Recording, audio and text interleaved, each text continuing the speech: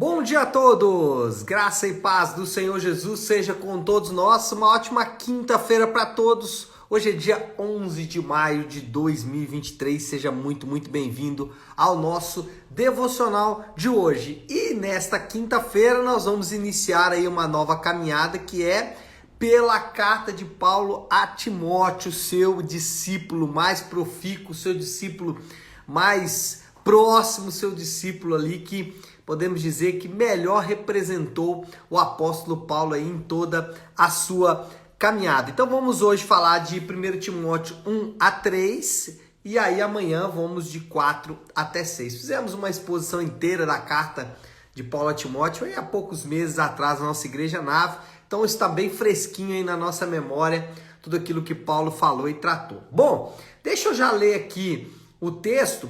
E hoje eu vou fazer uma brincadeira com outro texto, uma brincadeira assim, é um termo talvez meio pejorativo, mas enfim, vou fazer uma brincadeira aqui com um termo muito usado pelos crentes, né? Honra a quem é digno de honra, porque esse texto tem sofrido aí na mão de alguns irmãos, alguns até desonestos que querem trazer honra a si mesmo. Mas deixa eu ler o texto aqui, depois a gente vai explicar e você vai entender todo o contexto. Eu quero ler os versículos de 15 a 17 do capítulo 1 de 1 Timóteo. Então, 1 Timóteo, capítulo 1, versículo 15, 16 e 17, que diz assim: Esta afirmação é fiel e digna de toda aceitação. Cristo Jesus veio ao mundo para salvar os pecadores, do qual eu sou o pior. Mas por isso mesmo alcancei misericórdia, para que em mim, o pior dos pecadores, Cristo Jesus demonstrasse toda a grandeza da sua paciência, usando-me como exemplo para aqueles que nele haveriam de crer para a vida eterna. Ao Rei Eterno, o Deus único, imortal e invisível, seja a honra e glória para todos sempre. Amém. Bom, Paulo direciona, como disse, a sua correspondência para o seu profícuo discípulo Timóteo. E em meio a diversas instruções doutrinárias, a carta de Paulo a Timóteo é repleto de doutrina, é repleto de ensinos que são basilares para a nossa fé. Paulo vai tratar em Timóteo de coisas que vão desde a eleição e a escolha de presbíteros até a como tratar os necessitados na igreja. Muito abrangente a carta de Paulo, é um tratado teológico para todos aqueles que querem ingressar no ministério, mas em meio a essas instruções doutrinárias riquíssimas, o apóstolo Paulo oferece um impressionante exemplo de humildade nesse texto que a gente viu. Paulo vai fazer 3 afirmações sobre ele mesmo que nos impressionam exatamente pela sua humildade. Primeira afirmação que Paulo vai dizer é que a sua autoridade era externa, ou seja, vinha de algo feito à parte dele. É assim que ele começa o versículo 15, ele diz, essa afirmação é fiel e digna, ou seja, ele está invocando autoridade, ele está dizendo, o que eu vou dizer aqui é fiel e digno de aceitação. Mas o que ele diz tira a autoridade dele. Ele fala que Jesus Cristo veio ao mundo para salvar pecadores, dos quais eu sou o pior. Isso é absolutamente revolucionário. Por quê? Porque normalmente nós invocamos a autoridade e a aceitação em nós mesmos. Nós, quando vamos falar de algo que compreendemos, nós falamos porque eu estudei para isso. Eu me preparei para isso. Eu sou muito bom nisso que eu faço.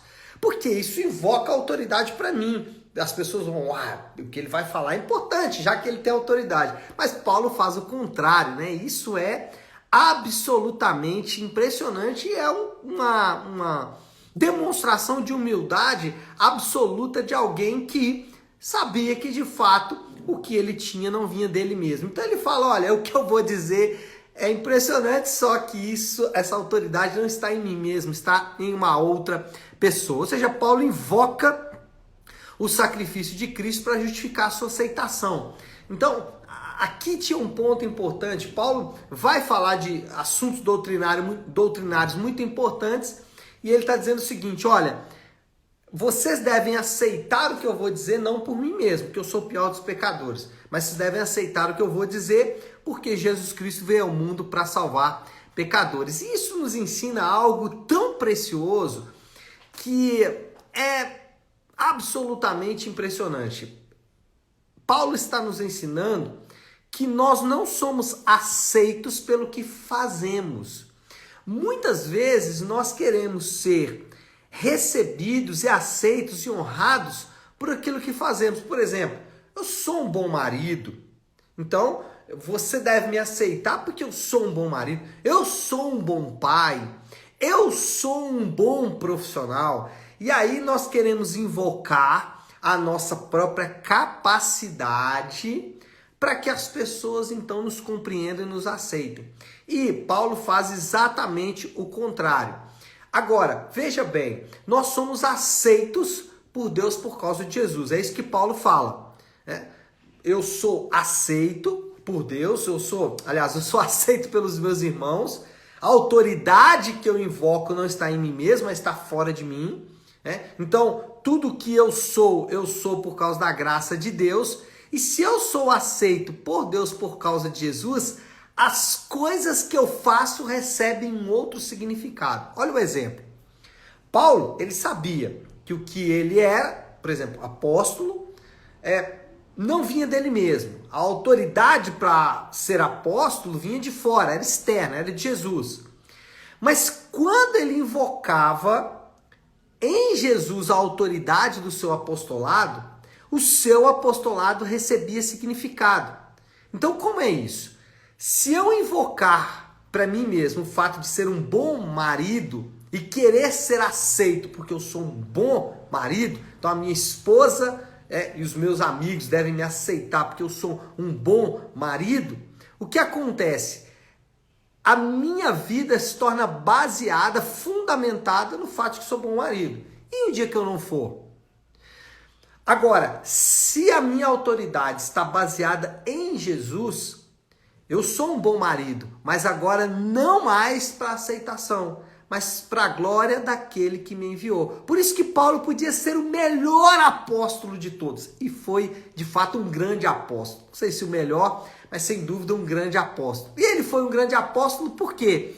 Porque ele sabia que o fundamento da sua autoridade não estava no seu apostolado, mas estava em quem o chamou, em Jesus Cristo, que, como ele disse aqui, veio ao mundo para salvar pecadores. Então, não fundamente a sua aceitação no que você faz de melhor, ainda que seja o melhor. Continue fazendo o melhor, continue sendo um bom marido, porém, lembrando-se sempre, a sua autoridade vem de Jesus Cristo que o salvou. Segunda afirmação de Paulo que demonstra absoluta humildade é que ele diz: o que ele tinha, ele conseguiu pela misericórdia de Deus. Versículo 16 vai dizer isso. Mas por isso mesmo alcancei misericórdia, para que em mim, o pior dos pecadores, Cristo Jesus demonstrasse toda a grandeza de sua paciência, usando-me como exemplo para aqueles que nele haveriam de crer para a vida eterna. Então, Paulo vai destacar a fonte agora de onde veio a sua salvação, a sua aceitação. O único motivo para Deus salvar Paulo foi a misericórdia de Deus. Paulo não invocou, por exemplo, o fato de ser hebreu. Paulo não invocou o fato de ser fariseu. Paulo não invocou o fato de ser profundo conhecedor das Escrituras, e de fato era.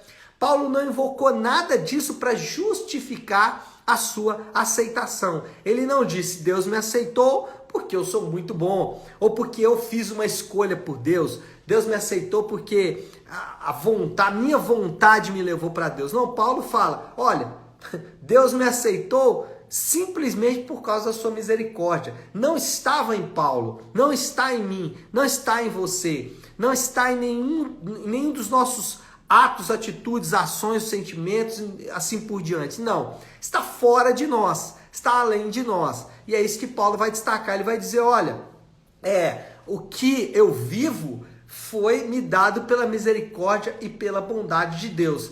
Então, toda a sagacidade de Paulo e toda a inteligência de Paulo, que era de fato muito boa, não serviu para nada quando o assunto foi exatamente a salvação. E de fato, a salvação não é apenas um ato acontecido em algum momento da sua vida.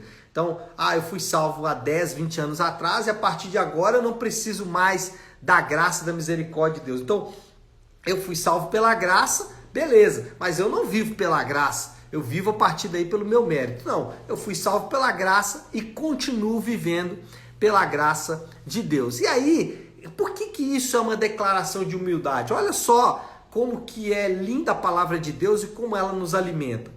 Veja bem, se eu sou salvo pela misericórdia, compaixão e a paciência de Deus, o quanto eu devo ser misericordioso, compassivo e paciente com os meus irmãos. Percebe? Se eu fiz alguma coisa para alcançar mérito, então eu posso justificar a minha falta de misericórdia nesse mérito. Então eu posso dizer, por exemplo, o seguinte: não, fulano tem que ser bom comigo, até porque Deus me salvou pela graça, mas eu fiz isso e isso. Então eu tenho um mérito aqui. Agora veja bem, o quanto você pode ser misericordioso e paciente com o seu marido, com a sua esposa, com o seu filho, com o seu patrão. Eu vou dar um exemplo aqui dos casais. O quanto você pode ser paciente com o seu marido, com a sua esposa. O grau da sua paciência tem que ser próximo do grau da paciência de Deus com você. Uau, pastor, aí apertou, porque Deus foi muito paciente comigo. Bom, a ideia exatamente é essa, é desafiar a nossa paciência. Por isso Paulo fala sobre isso aqui. Terceira afirmação de humildade de Paulo. Então a primeira afirmação de humildade: a autoridade não está em mim, ela é externa, vem de algo que foi feito por mim. Segundo, tudo que eu tenho é graças à misericórdia de Deus. E terceiro, outro deveria então receber honra. Se a autoridade não está em mim, se o que eu tenho não consegui pelos meus méritos, mas pela misericórdia de Deus, então quem que deve receber honra? Quem é digno de honra? A honra deve ser dada a quem? Paulo direciona. Versículo 17, ele diz: ao Rei eterno, ao Deus único, imortal e invisível, seja a honra e glória para todos sempre. Amém. É uma questão lógica. Se a autoridade não está em mim, se a autoridade é externa, se tudo que eu tenho me foi dado pela graça, então quem deve receber louvor? Quem deve receber honra? Então, a busca desenfreada por honra que nós realmente desejamos e buscamos mesmo, passa a não ter mais nenhum sentido, uma vez que, de fato, nada vem de mim mesmo. Paulo nos dá aqui uma belíssima lição de humildade, direcionando toda a adoração àquele que é digno, e assim devemos fazer também. Se fizermos algo de bom, fazemos único e exclusivamente para a glória de Deus. Não há espaço dentro da fé cristã para o egoísmo. Se nós fazemos coisas apenas pensando no nosso bem-estar, nós estamos de fato meio que em contramão em total contradição com aquilo que as Escrituras dizem, com aquilo que a palavra de Deus nos ensina. E pior, vamos ficar desgastados, estressados, enfatuados. Por quê? Porque é uma busca constante de algo que não faz sentido. Agora, quando as coisas fazem sentido, aí sim tudo tem significado. Eu posso ser um bom marido, não para o meu benefício próprio, mas para que ele seja glorificado. Eu posso ser um bom pai, não para que isso tenha benefício nenhum direto para mim, nem para o meu filho, mas para que Deus seja glorificado. Então, percebe que essa é a ênfase da Bíblia e nós devemos seguir na mesma direção. Bom, deixa eu encerrar, porque o tempo urge. Moral da história: a recordação da graça e do amor de Deus motiva Paulo a exaltar o único que é digno, Jesus Cristo, que morreu para salvar pecadores. Quando Paulo recorda da graça e do amor de Deus, ele então exalta ao único que é digno, que é Jesus Cristo, nosso Senhor. Desafio do Léo. E aí, é uma aplicação que eu tenho que lidar com ela e eu sei que você vai ter que lidar também. Tente direcionar a honra de sua vida para aquele que é digno. Esse é o nosso desafio. Direcione sempre os motivos da sua vida para a honra somente de Deus. Então, esse é um desafio, por quê? Porque, em grande medida, vamos tentar direcionar aquilo que nós temos que fazer simplesmente pelo que temos que fazer ou por algum motivo que não seja a honra e a glória do Senhor. Paulo nos mostra aqui, mais uma vez, como já mostrou anteriormente, que a glória tem que ser dada somente a Jesus Cristo, nosso Senhor, e devemos fazer tudo para a glória dele. Então, vou escolher a minha profissão, vou escolher a minha esposa, o meu esposo, vou escolher a igreja em que eu frequento, vou escolher outras coisas mais durante o meu dia, não de maneira egoísta, mas sim pensando em como Deus pode ser glorificado. Tá certo? Vamos orar, vamos colocar tudo isso aí diante de Deus. Se você puder, então, pare um instante o que você está fazendo e vamos juntos buscar a Deus em oração. Querido Deus, Pai de amor e graça, Senhor, reconhecemos que temos extrema dificuldade em sermos humildes. Isso, Senhor Deus, é em decorrência do pecado. O pecado nos torna orgulhosos, prepotentes e pior, Pai, ignorantes. Temos dois erros graves. Não sabemos de nada e achamos que sabemos. Por isso a Tua palavra é tão importante e rica para nós mesmos. E nesta manhã nos deparamos com esse ensino do apóstolo, mostrando como devemos sempre ter uma atitude humilde diante da nossa própria existência. Não há em nós motivo nenhum de orgulho, apenas de honra, louvor, que deve ser dado sempre ao Senhor. Ajuda-nos a fazer isso, Pai, porque quando fizermos isso, as coisas terão significado. Seremos o que somos agora para a glória do Senhor e aí faremos tudo o que foi planejado para ser feito de acordo com a Tua vontade. Assim oramos e o fazemos em nome de Jesus. Amém. Amém, meu povo? Bom, então é isso. Nós vamos ficando por aqui. Que Deus te abençoe. Uma ótima, uma excelente quinta-feira para todos. Fiquem com Deus.